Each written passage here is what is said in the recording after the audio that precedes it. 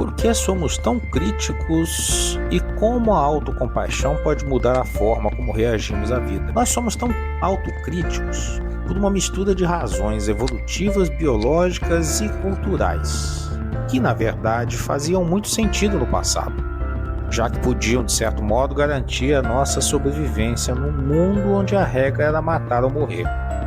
Mas hoje nos sabotam mais do que garantem o nosso progresso. E por que nós somos tão duros conosco? Os 4 principais fatores explicam. Número 1. Trata-se de um mecanismo de sobrevivência antigo. O cérebro humano evoluiu em ambientes hostis. Ser autocrítico era útil. Se você cometesse um erro na tribo e não se sentisse mal, não corrigiria o comportamento e poderia ser expulso ou morto. A culpa e a vergonha eram freios sociais. O problema é que o cérebro não desligou esse sistema quando entramos na modernidade. Ele continua nos punindo como se ainda estivéssemos correndo de leões e ao mesmo tempo tivéssemos que provar a todos que somos infalíveis e que somos modelos a serem seguidos por uma legião de outros que nos observam o tempo todo. O fator número 2 é o sistema de alerta hiperativo. A amígdala, que é o nosso detector de ameaças, não diferencia bem a ameaça física de uma ameaça ao ego. Falhar num projeto, levar um fora ou postar algo que ninguém curtiu, ativa o mesmo circuito da dor social, o mesmo que ativa quando quebramos um osso, por exemplo. Por isso, a autocrítica dói tanto. Para muitos, dói até fisicamente. O fator número 3 é a cultura da performance e da comparação. Nós vivemos numa sociedade que mede o valor humano por produtividade, aparência e pelo comportamento do sucesso visível. Redes sociais amplificam essa escravidão sem correntes. Você acaba comparando a sua vida inteira com o Reels ou com as postagens dos outros. Você copia pessoas que no seu conceito espelham sucesso e você ainda chama isso de inspiração, corrompendo a sua personalidade e se adaptando a um modelo que não é o seu. Para o cérebro, a conclusão é: se eu não for perfeito, eu não sou o suficiente. Se eu não fizer igual ao fulano, eu não vou chegar ao sucesso que ele tem. As crianças, cada dia mais precoces na interação com a web, já crescem ouvindo de pais que sequer foram preparados para ser pais, coisas do tipo: você podia ter ido melhor, ao invés de você já é suficiente.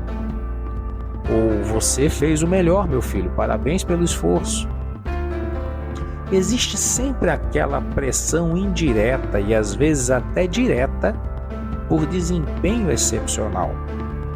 Seja na apresentação de teatro no colégio, seja na feira de ciências, seja na Olimpíada de Matemática, a criança ou o jovem precisa estar sempre no pódio. Senão sequer é notado como um ser humano digno de respeito. Os pais têm um papel fundamental, ou pelo menos deveriam ter, na formação da personalidade e no sentido de valor próprio dos filhos.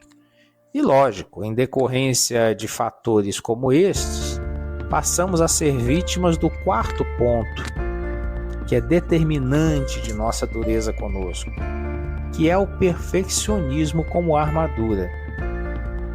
Muita gente aprendeu que se for perfeito, vai evitar crítica, rejeição ou abandono.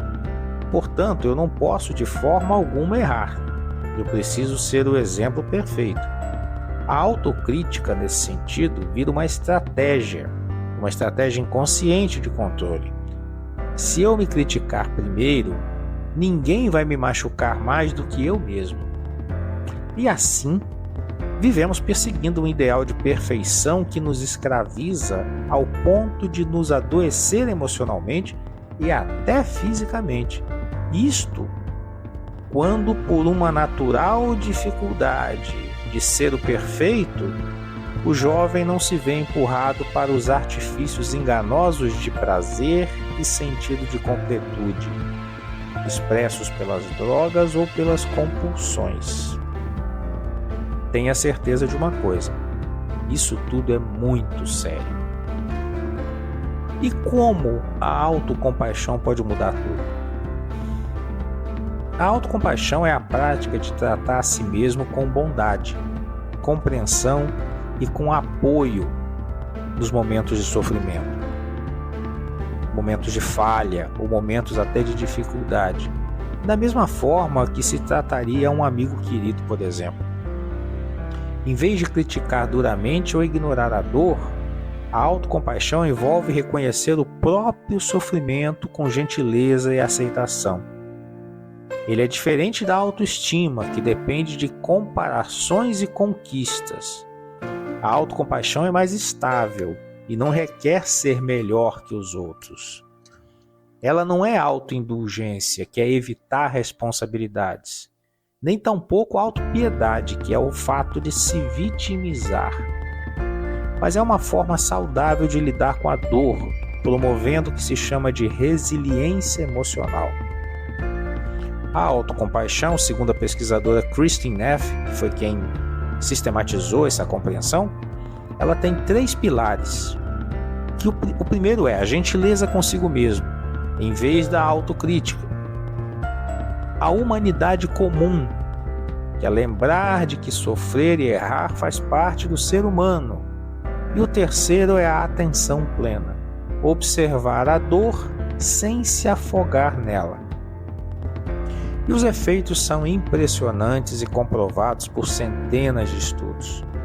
Primeiro, reduz drasticamente a ansiedade, depressão e estresse, mais do que a autoestima, curiosamente falando. Aumenta a motivação real. Pessoas autocompassivas têm mais coragem de tentar de novo depois de falhar, porque o fracasso não vira um ataque à identidade pessoal. Diminui a procrastinação, quando você não tem tanto medo de falhar para evitar as tarefas. Melhora relacionamentos. Quem é gentil consigo tende a ser mais gentil com os outros e a colocar limites saudáveis na relação. E regula melhor o cortisol e ativa o sistema nervoso parasimpático, que é aquele sistema nervoso que atua no descanso e na digestão. Um exemplo prático da diferença. Vamos colocar uma situação aqui. Você entrega um trabalho ruim e leva uma bronca do chefe. A reação autocrítica típica qual seria? Eu sou um inútil, todo mundo consegue, eu não. Eu nunca vou crescer aqui, eu odeio a minha vida. Qual seria a reação autocompassiva? Nossa, estou me sentindo péssimo agora. É normal se sentir assim quando a gente falha, acontece com todo mundo. O que eu posso aprender com isso e como um amigo faria comigo? A primeira resposta te paralisa, aumenta o risco de burnout e te faz querer fugir, procrastinar, beber, enfim, ir para as redes sociais. Já a segunda, que é a reação autocompassiva, ela te acalma fisiologicamente, te dá clareza para corrigir o erro e mantém a sua autoestima intacta. Essa é a diferença. E como a gente pode treinar a autocompaixão? Existem exercícios simples e que funcionam bastante.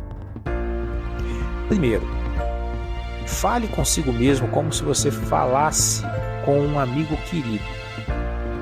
É sério isso. Grave uma nota de voz se criticando e depois ouça. Você jamais diria isso para alguém que você ama. Segundo exercício, o toque físico. mão no peito ou abraço em si mesmo quando estiver sofrendo. Eu sei, parece bobo, mas cientificamente comprovado, ativa a ocitocina e reduz o cortisol. Um simples abraço em si mesmo. Terceiro, uma frase rápida. Isso é um momento de sofrimento. Sofrimento faz parte da vida. Que eu seja gentil comigo agora. E o quarto exercício é a carta compassiva. Esse já demanda um pouco mais de tempo e um pouco mais de atenção. É como se você escrevesse. Na realidade é você escrevendo uma vez por semana uma carta para si mesmo. Como se fosse um amigo muito amoroso aconselhando, orientando como você deve agir em relação à vida. Isso tem um efeito fantástico e ajuda muito nesse processo. Então, resumindo, a autocrítica é um software antigo rodando num hardware moderno. Ela protegeu os nossos ancestrais, mas hoje nos machuca mais do que protege. A autocompaixão é o update que o cérebro humano precisava. Mesma função de proteção, mas sem o custo emocional absurdo da autocrítica. Há que se destacar que o ser humano aprende essencialmente por observação e cópia de modelos. É preciso a gente entender isso. Portanto, pessoas que não receberam como exemplo ações minimamente compassivas, elas vão enfrentar maior dificuldade em implantar um novo modelo que ainda não viram rodando. Se é que podemos assim dizer. Quem foi criado sem demonstrações de amor ou minimamente de respeito, enfrentará dificuldades em transmitir isso da mesma forma aos seus herdeiros.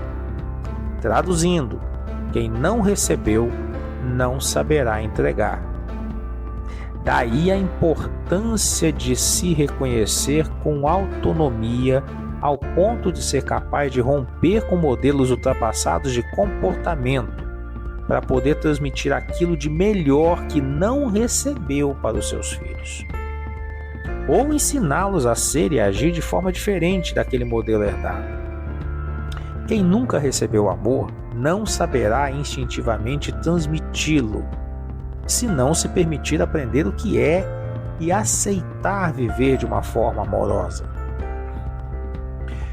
Para uma criança que cresceu em um local violento, a violência passa a ser algo natural, até certo ponto para ele normal.